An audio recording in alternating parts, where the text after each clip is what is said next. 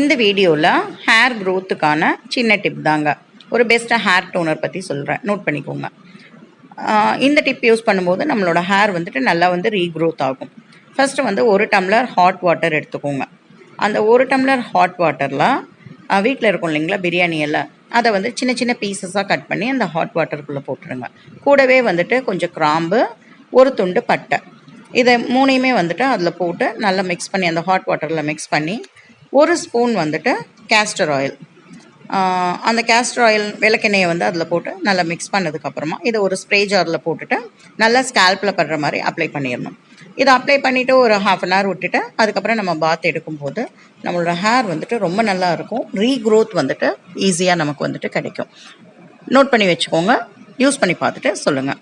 இந்த மாதிரி tip use பண்ண டைம் இல்லை அப்படிங்கிறவங்க, இல்லை நேரம் இல்லை அப்படிங்கிறவங்க, நீங்கள் ப்ரீமியர் குவாலிட்டியில் இருக்கிற அல்மியா ஹெர்பல் ஹேர் ஆயிலை வாங்கி யூஸ் பண்ணி பாருங்கள். கண்டிப்பாக அமேசிங் ரிசல்ட் இருக்கும். நல்ல ஹேர் க்ரோத் கிடைக்கும். உங்கள் ஹேர் நல்லா ஷைனியாகவும் சாஃப்டாகவும் நல்லா அடர்த்தியாகவும் கிடைக்கும். யூஸ் பண்ணி பார்த்துட்டு சொல்லுங்கள் ஃப்ரெண்ட்ஸ். தேங்க்யூ.